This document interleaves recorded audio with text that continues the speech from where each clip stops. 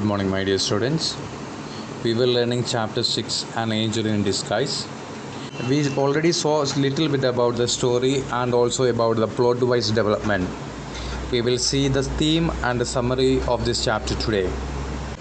In this story, the author stresses the importance of loving and caring for others and goes on to prove that love is essential for human survival. Last day, we discussed about this particular topic, whether love is essential for human survival or not. Most of you agreed that love is essential for human survival. We discussed about 4 types of love too. Through this story, he points out the true meaning of compassion, kindness, and love.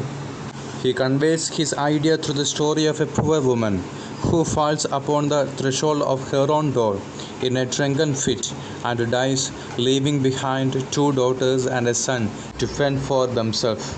The townspeople take pity on these children, and the 2 oldest are taken in by 2 families.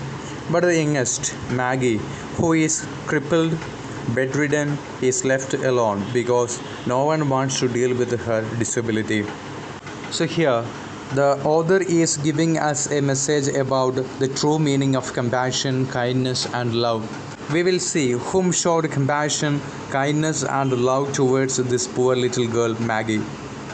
Lot of people discussed about what we will do with this poor Maggie. A rough-faced man suggested that we can send her to the poor house. If she is in that poor house, at least she will get some food and medical care.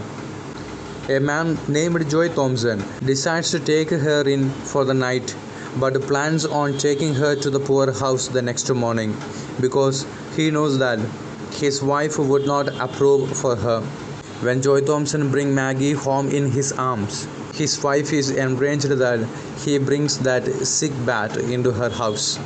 Calling the bedridden crippled woman as a sick brat, the attitude of Mrs. Joy Thompson is clear to the readers. Mr. Joy Thompson begs his wife to treat her kindly. He tells her to think of her dead mother and the loneliness, the pain, and the sorrow that must be on all her coming life. Mr. Joy Thompson is refers to the Bible in which the Savior has taught his disciple to love children. Those words is melting the heart of Mrs. Joy Thompson.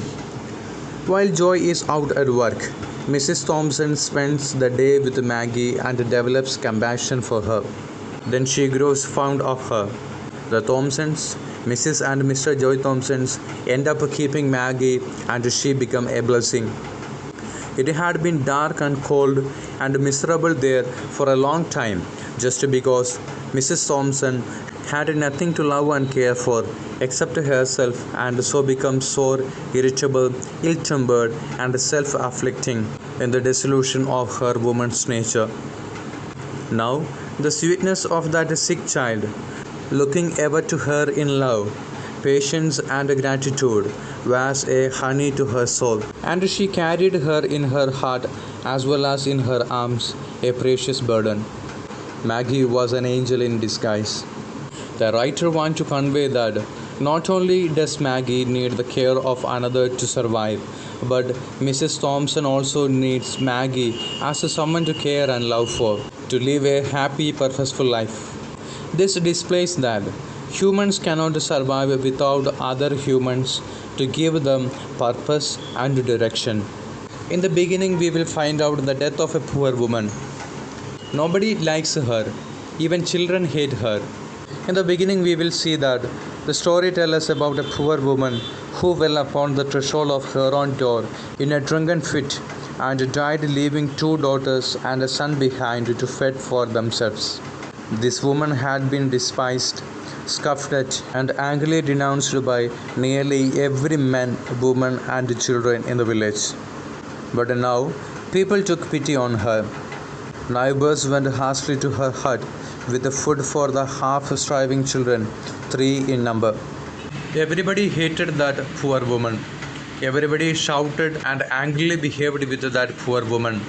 But the news of her death changed the heart of people. Their aggression gave way to pity. The neighbors went to her small hut with food for that small 3 children. Of these, John was the eldest, a boy of 12, was a stout lad. Kate was the second. She was between 10 and 11, was a bright, active girl. But poor little Maggie, the youngest, was hopelessly diseased. 2 years before, a fall from the window had injured her spine, and so she was bedridden.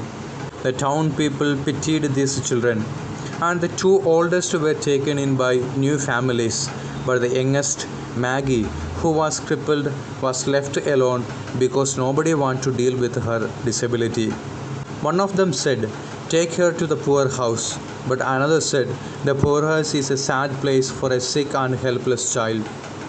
In this introduction part, the way that these town people deal with these three children is different.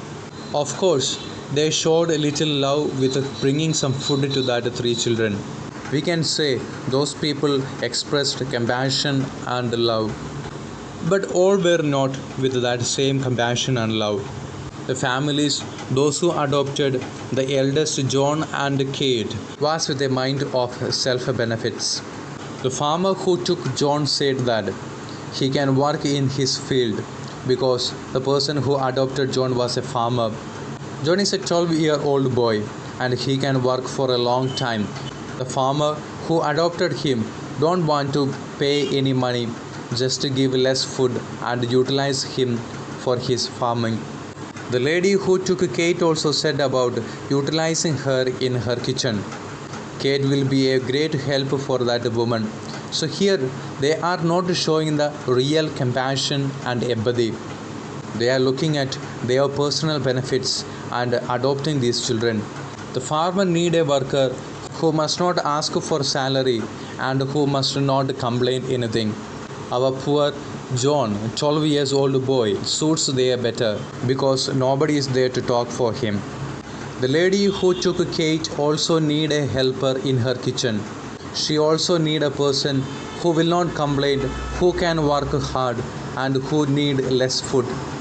So here that lady is finding out a poor child who has nobody to speak for her.